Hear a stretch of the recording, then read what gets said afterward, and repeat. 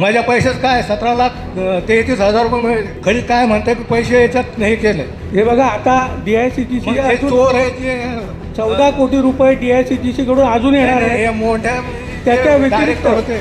ऐका तुम्ही आपल्या आवाज दाबू नका तुम्ही. सर्व सभासदांनी नाही तुम्ही आवाज पण दाबावे साहेब.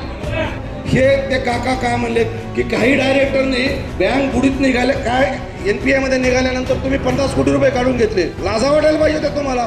चोऱ्या तर तुम्हीच केल्यात ना. या माणसाचं म्हणणं तेच आहे. त्यांना शिक्षा काय देणार आहेत का लपून बसलेत पळून गेलेत हरामखोर. उद्या आल्यावर काय बँक देणार पैसे सगळ्याचे देणार दाशिकवाले देणार. पण ज्यांच्यामुळे हे घडलं त्यांना काय. तुम्हाला खरं म्हणजे बुटाने हल्लं पाहिजे. आम्ही आमच्या मेहनतीचा पैसा कष्टाचा पैसा तुमच्या बापाच्या भरोश्यावर दिला.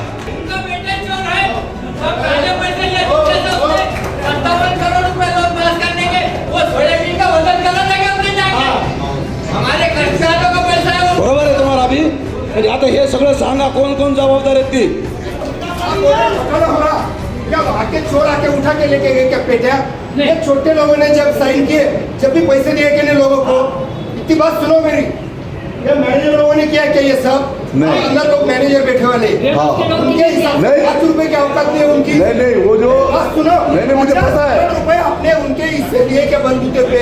मैं वही बोलने जा रहा.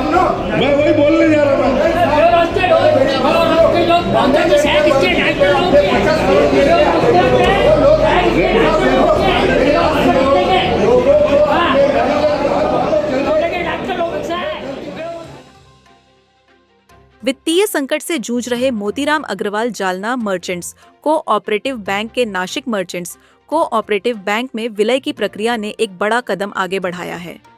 जालना मर्चेंट्स बैंक की वार्षिक आम बैठक में तीखी बहस और हंगामे के बाद 1340 शेयरधारकों ने विलय के पक्ष में मतदान किया. इसके बाद नाशिक में आयोजित नामको बैंक की 68वीं वार्षिक आम बैठक में भी जालना मर्चेंट्स बैंक के विलय प्रस्ताव को बहुमत से पारित कर दिया गया. जालना के गुरु गणेश भवन में पूर्व अध्यक्ष अंकुशराव राउत की अध्यक्षता में संपन्न हुई वार्षिक आम सभा में बैंक के संकट में आने और आर्थिक अनियमितताओं के मुद्दे पर सदस्यों ने जमकर आवाज उठाई. बैठक में अंकुशराव राउत ने जानकारी दी कि बैंक को अनियमितताओं के कारण कुल 54 करोड़ रुपए का नुकसान हुआ है, जिस पर कानूनी कार्रवाई जारी है. उन्होंने बताया कि नेटवर्थ कम होने की वजह से भारतीय रिजर्व बैंक ने बैंक पर प्रतिबंध लगाए थे. बैठक के दौरान नाराज शेयरधारकों ने प्रबंधन से सीधे सवाल पूछे. सदस्यों ने मांग की कि बैंक को इतने बड़े आर्थिक नुकसान में धकेलने वाले जिम्मेदार लोगों पर अब तक क्या ठोस कार्रवाई की गई है, इसका पूरा ब्यौरा दिया जाए. साथ ही यह सवाल भी उठाया गया कि शिकायत दर्ज कराने वाले महाप्रबंधक को ही क्यों गिरफ्तार किया गया. इसके अलावा शेयरधारकों ने यह मांग भी रखी कि जालना बैंक के सदस्यों की सदस्यता रद्द न की जाए, बल्कि इसे नाम को बैंक में बरकरार रखने के लिए रिजर्व बैंक को एक विशेष प्रस्ताव भेजा जाए. जमाकर्ताओं के हितों पर बात करते हुए प्रबंधन ने बताया कि 5 लाख रुपए तक की जमा राशि वाले खाताधारकों को 93 करोड़ रुपए लौटाए जा चुके हैं. शेष 14 करोड़ रुपए की राशि भी मंजूर हो चुकी है और उसका वितरण जल्द किया जाएगा. जिन लोगों के क्लेम फॉर्म बाकी हैं, उनसे तुरंत फॉर्म भरने की अपील की गई. अंत में जमाकर्ताओं और ग्राहकों के व्यापक हित को देखते हुए बैलेट पेपर और ध्वनिमत से विलय के प्रस्ताव को मंजूरी दी गई. दूसरी तरफ नाशिक में नामको बैंक के अध्यक्ष हेमंत धात्रक की अध्यक्षता में आयोजित 68वीं आम सभा पूरी तरह शांतिपूर्ण माहौल में संपन्न हुई. इस बैठक में जालना मर्चेंट्स बैंक के विलय के प्रस्ताव को सर्वसम्मति और बहुमत से मंजूरी दी गई. इसके साथ ही नामको बैंक ने अपने सदस्यों के लिए 15% लाभांश देने की भी घोषणा की. दोनों बैंकों की आम बैठकों में प्रस्ताव पास होने के बाद अब आगे की कार्यवाही रिजर्व बैंक की अंतिम अनुमति के साथ पूरी की जाएगी.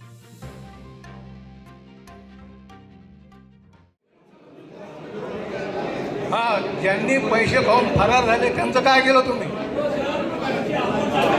हो हॅलो अमाऊंट सांगतो नाव नाही सांगत अमाऊंट सांगतो. नाव पण सांगा. कॅशक्रेडिट कर्जामध्ये 90,341 रुपये रिबेट देण्यात आला.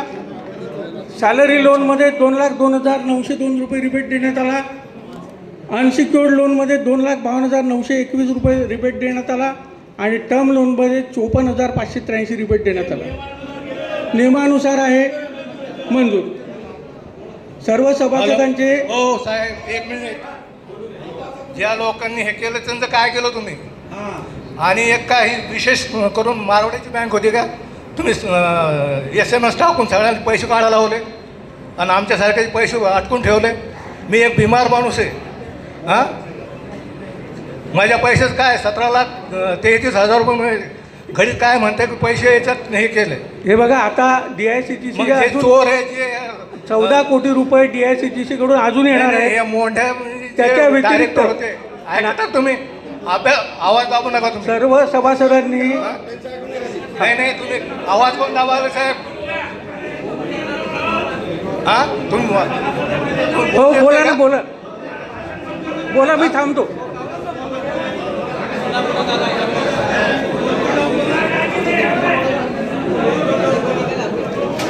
तुम्ही ह्या जे लोकांना कर्ज वाटलं, मग 2 कमिटीवर कोण कोण होतं, त्यांचं काय केलं? हां, त्यांनी कसं काय मंजुरी दिली? तो काय कमिटीवाल्याचं बहिणीचं नवरा होता का?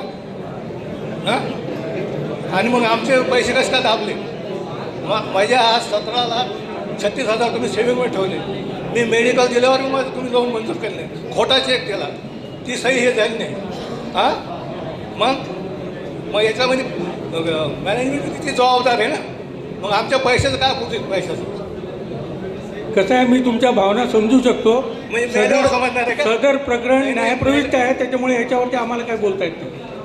हे कसं काय समजतं तुम्हाला? न्यायप्रविष्ट प्रकरणामध्ये आम्ही काही बोलू शकत नाही. कृपया आमच्या भावना समजून घ्याव्या. मग आमच्या भावना कोण समजणार आहे? तुम्ही चोरांना पैसे देता, त्यांचं काही करीत नाही. हां, संचालक मंडळी जे चांगले संचालक ते राहिलेच आहेत आणि बाकीचे चोट्टे आहेत हे फरार आहेत. मग त्यांचं काय केलं तुम्ही? माझ्या पैशाच काय जबाब द्यायचा काहीतरी. सगळ्यांवरती जबाब द्यायचा. सगळ्यांवरती जे हां, खेद व्यक्त करून चालतो का? मी तुम्हाला उद्या मारतो म्हणतो मी खेद व्यक्त करतो, असं होतं काय? मी एक आजारी माणूस असतो. तुमचे हां, काका, तुमचे पैसे मिळण्यासाठी ते विलिनीकरण आहे. हो ना. पण याच्या अगोदर विलिनीकरणाला सर्व सभासदांनी मंजुरी दिलेली आहे. लवकरच विलिनीकरण होईल आणि सगळ्यांचे पैसे सुरक्षित करायचा बँकेचा पूर्ण प्रयत्न आहे. पण असं काय आमचा पैसा कधी भेटल? आता राहिला कारवाईचा प्रश्न. कायदेशीर कारवाया बँकेने धडाकून केलेल्या आहेत. प्रकरण न्यायप्रविष्ट झालेलं आहे. याच्यामध्ये आता याच्यापेक्षा जास्त मी बोलणं योग्य नाही. आणि आम्ही आमचं संचालक मंडळ नाही तुम्ही तुमच्या मधीतल्या लोकांना पैसे दिले. आमचं संचालक मंडळ जबाब द्या. तीन जण जॉईंट अकाउंट आहे. मग 5 लाखाची द्यायची मंजुरी आहे ना. मग तुम्ही एक जणाला 10 लाख देता आणि मला 5 लाख देता. जेव्हा की मी मेडिकल सबमिट केलं, हे केलं. अहो साहेब, हे सगळं DICGC कायद्यानुसार चालतं. तुमचा क्लेम असेल, तुम्ही उद्या बँकेच्या परवाच्या दिवशी आपण त्याच्यात काय करता येईल तुम्ही सोमवारी बँकेच्या काय सोमवार बँकेच्या इथं जबाब द्या मला. आदरणीय सर्व ह्या बँकेचे सभासद आणि ज्यांनी बँक तोट्यात आणले ते नालायक डायरेक्टर. चांगले डायरेक्टर खूप आहेत खरं. म्हणजे तुमचं काय अंतर्गत होतं मला माहीत नाही, पण तुम्ही वाचा फोडायचा प्रयत्न केला. हे ते काका काय म्हणले की काही डायरेक्टरने बँक बुडीत निघाले, काय NPA मध्ये निघाल्यानंतर तुम्ही 50 कोटी रुपये काढून घेतले. लाजा वाटायला पाहिजे होते तुम्हाला. माझा भाऊ डायरेक्टर होता, माझे आणि माझ्या भावाचे 80 लाख रुपये होते. म्हणजे चांगल्या डायरेक्टरला तुमच्याकडे वागणूक वाईट.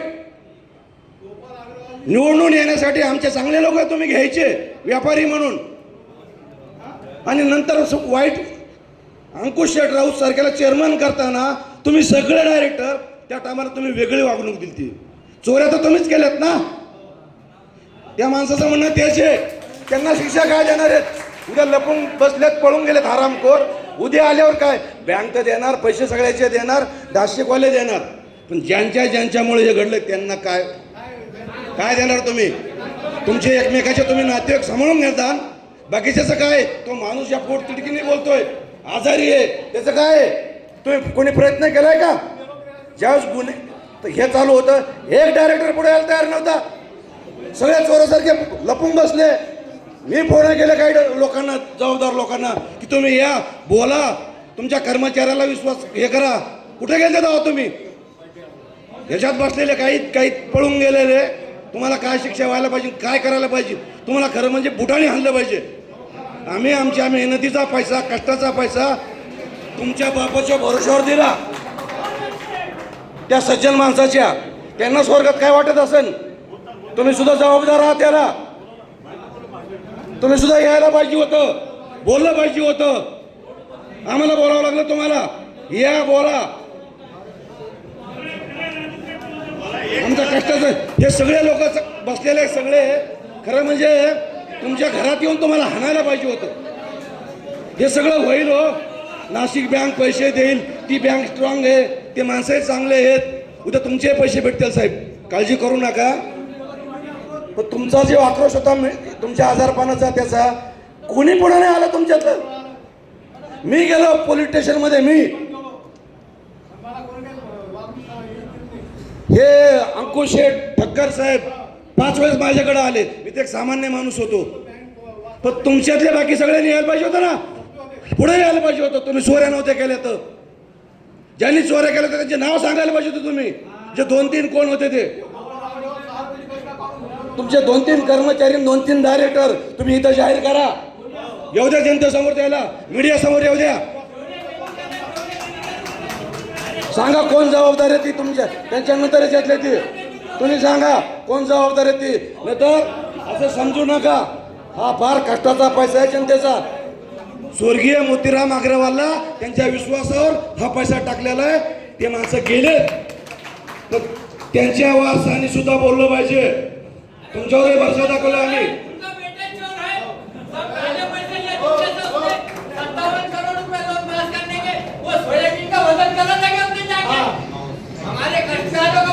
बरोबर आहे तुम्हाला अभि. म्हणजे आता हे सगळं सांगा कोण कोण जबाबदार आहेत ती. धन्यवाद. आदरणीय मंच, 31 वर्ष झाले ही बैंक आमच्याकडे तैयार झाली होती आणि बड़े अरमानों से किया था ये बैंक का उद्घाटन हमने, हमारे पिताजी, हमारे दादाजी, अंकल सब ने मिलके. और मेरे को अभी भी समझ में नहीं आता, अभी भी समझ में नहीं आ रहा है. आप बैंक कंप्लेन करने जा रही है और कंप्लेनेंट को पुलिस पकड़ के लेके जा रही है. इसका खुलासा अभी तक किसी ने नहीं किया है. आपके जीएम कंप्लेन करने जा रहे हैं 56 कोटी की और पुलिस आपको ही पकड़ रही है. इसका खुलासा कौन करेगा? अभी तक तो कुछ आए नहीं. मर्जर को सबने सम्मति दी है, मर्जर के विरोध में कोई भी नहीं है, लेकिन कुछ बातें जिनका खुलासा होना चाहिए वो क्यों नहीं हो रहा है खुलासा. 56 करोड़ की आप कंप्लेन कर रहे हैं और वो पुलिस आपको ही पकड़ रही. इसका कोई खुलासा देना ही चाहिए. आज किसी ने भी खुलासा नहीं मांगा, कोई देने को भी तैयार नहीं है. आप पुलिस कंप्लेन कर रहे हैं, पुलिस आपको ही पकड़ रही है. ये क्या माजरा है? आज के अध्यक्ष ने बताना चाहिए.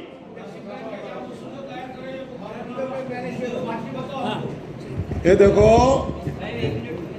नाही GM साहेबांनी जी कंप्लेन केली आणि ज्याला कुरंगाळ जो होता डिफॉल्टर, ज्यांनी हे केलं, फ्रॉड केला, पोलिसात त्यांच्या विरुद्ध काहीतरी पुरावा मिळाल्यामुळं पोलिसांनी GMला अटक केली, टोकशाजीला.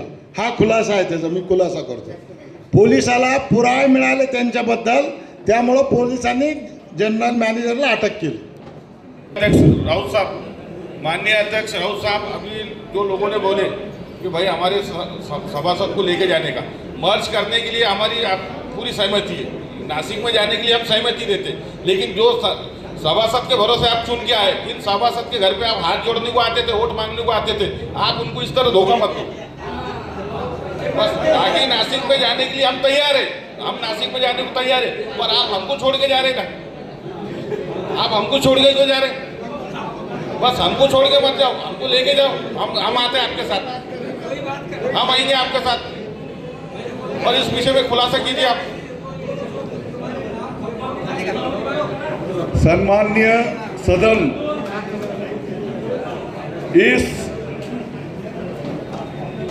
इस बैंक के जो हमारे सभी सभासद हैं, जिनके कारण 31 साल पूर्व हमने ये बैंक खड़ी की, एक छोटे से बीच को एक वट वृक्ष के रूप में हमने तैयार किया और वो वट वृक्ष को यूं एक झटके में सबने उसको गिरा दिया उसको।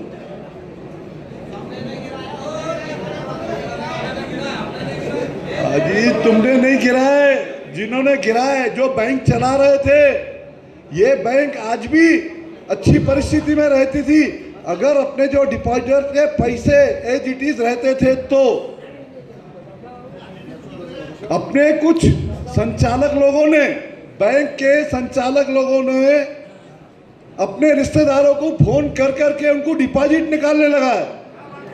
और जिस दिन बैंक डबघाई में आई, जिस दिन, उस दिन मैंने सावजी सुंदरलाल सावजी बैंक से 1,69,000 रुपये मेरे सेविंग में से ट्रांसफर किया मैंने। यानी मैं जो इस बैंक का डायरेक्टर, जो इस बैंक को खोलने में मेरा विशेष योगदान रहने वाला है, मैंने 50 गांव में, जामवाड़ी में जाओ, केलीगौन में जाओ, हल्दुले को जाओ, सेलगांव को जाओ, बदनापुर को जाओ, वाकुल को जाओ, ऐसे 50 गांव में शेयर होल्डर बनाए। ऐसे बैंक खड़े की, किस हालात में बैंक खड़े की हमको मालूम है। और उसको 2 मिनट के अंदर उन्होंने ऐसा ताश के पत्तों से ढा दिया उसको।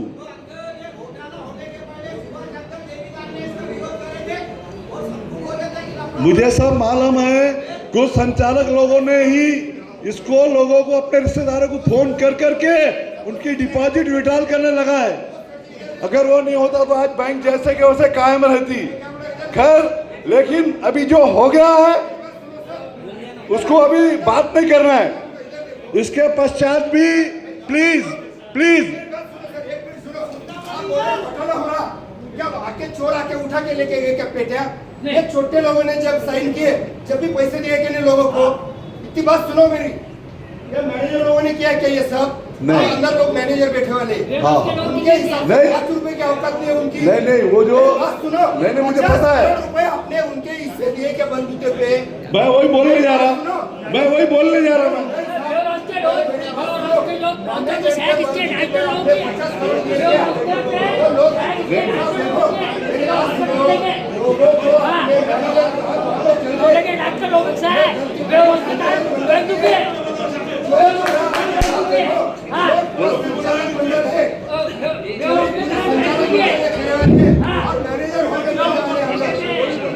हॅलो, हे पहा, 2 विषय.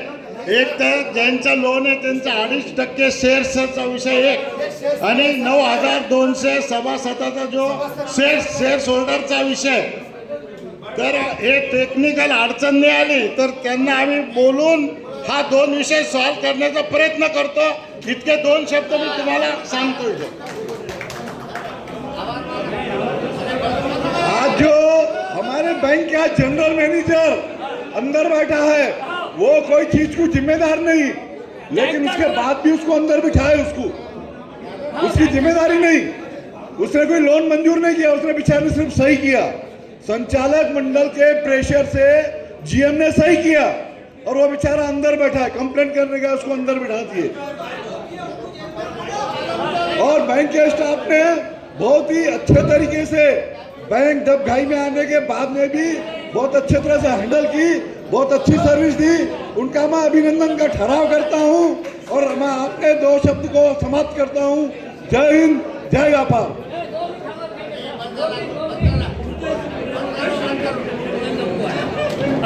हेलो, ये बैंक डूबने के कारण मोडा है, मोडा बैंक। तो वहाँ के 2 डायरेक्टर अनिल सोनी और वीरू नुनवाल, इनकी सहायता चलती थी वेयर हाउस पे। ये अच्छे लोगों को तो लोन देते नहीं थे, जो बेकार लोगों को कई माल चेक करे नहीं इन्होंने। सबसे जवाबदार ये लोग हैं और बाद में चेयरमैन है। हाँ, पैसे खाएंगे क्या खाए, माल चेक करे क्या, फिर पैसे खाए क्या खाए, वो माल कैसे साहब वाले, हाँ कैसे साहब वाले। सगळ्या गोष्टी मर्जर संदर्भामधल्या सगळे विषय आपण मंजूर केलेले आहे.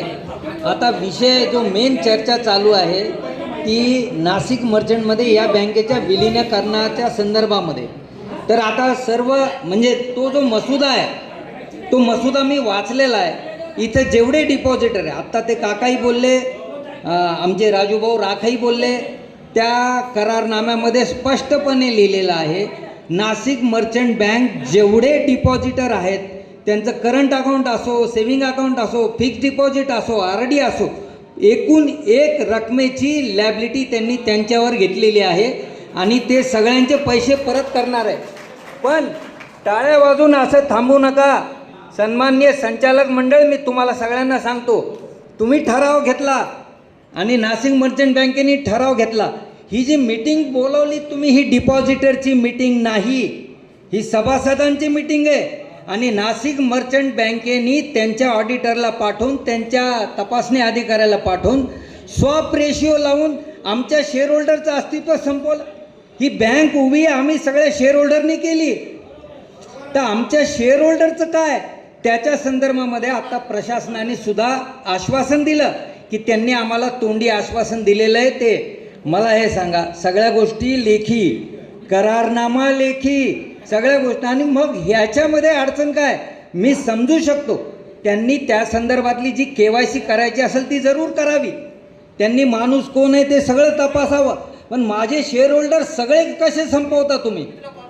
माझ्या शेअरहोल्डरची ही बँक आहे, ही नाशिक मर्चंट घेते, आम्ही त्यांचे खूप खूप आभारी आहे. ते आमच्या सगळ्या डिपॉझिटरचे पैसे देत आहेत.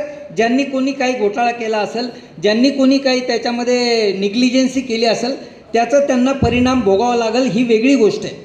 परंतु या सगळ्याचे परिणाम आमच्या सगळ्या सभासदांना का भोगावे लागावे? आमचं अस्तित्व काय? तर या सगळ्या गोष्टी ज्या आहेत, या संदर्भामध्ये संचालक मंडळाने जो ठराव करून त्यांना संमती दिली, या जनरल मीटिंगच्या माध्यमातून माझा प्रस्ताव आहे सगळ्या सभासदांना की आपण त्या ठरावामध्ये दुरुस्ती करून नाशिक मर्चंट बँकेला या जनरल मीटिंगचा आधार घेऊन आमच्या सगळ्या सभासदांनाही तुम्ही, कारण त्यांचे 2 लाख शेअरहोल्डर आहे हो, तुमच्या 9,000 त्यांना काही फरक पडणार नाही. आणि हे माझे 9,000 जे शेअरहोल्डर आहे, त्या काळाला सन्माननीय मोतीरामजींनी आणि सगळ्या संचालक मंडळांनी सगळे बघून, सगळी तपासणी करून त्यांना शेअरहोल्डर केलेलं आहे. मग या सगळ्या शेअरहोल्डरला तुम्ही अगदी वाऱ्यावर सोडताय, तर ही पद्धत चूक आहे. डिपॉझिटरचे पैसे मिळणार आहे, मी पुन्हा सांगतो, कारण करारनामा मी वाचलेला आहे. पण आमच्या सभासदांचं त्याच्यामध्ये शून्य अस्तित्व करून टाकलं आहे. स्वॅप रेशिओ ही वैधानिक भाषा झाली, ही ऑडिटरची भाषा झाली, ही चार्टर्ड अकाउंटंटची भाषा झाली, ही सर्वसामान्यांना समजणारी भाषा नाही. तर हे स्वॅप रेशिओ काय आहे, तो कसा काढला, कशामुळं काढला, त्यावेळेला माझ्या संचालक मंडळाने त्यांच्याशी काय आर्ग्युमेंट केलं, या सगळ्या गोष्टीसुद्धा समोर आल्या पाहिजे. आणि या सगळ्या माध्यमातून माझी विनंती आहे संपूर्ण संचालक मंडळाला, या जनरल मीटिंगचा आधार घेऊन तुम्ही एक ठराव करा आणि हा ठराव ज्यांना नाशिक मर्चंट बँकेच्या लोकांना पाठवा की माझी जनरल मीटिंग तुमच्या विलिनीकरणास 100% मान्यता देत आहे. परंतु आमच्या सभासदांचं अस्तित्व काय, आमच्या सभासदांनाही तुम्ही त्याच्यामध्ये इन्वॉल्व करून घ्या, अशी माझी विनंती. हमारी कोशिश रहती है आपको सच्ची और निष्पक्ष खबरें देने की. अगर आपको हमारा काम पसंद आया हो तो वीडियो को लाइक, शेयर ज़रूर करें और लोक प्रश्न न्यूज़ चैनल को सब्सक्राइब करना ना भूलें. साथ ही बेल आइकॉन दबाकर नोटिफिकेशन ऑन कर लें ताकि हर अपडेट आप तक सबसे पहले पहुंचे. अगली खबर में फिर मिलेंगे, तब तक के लिए नमस्कार.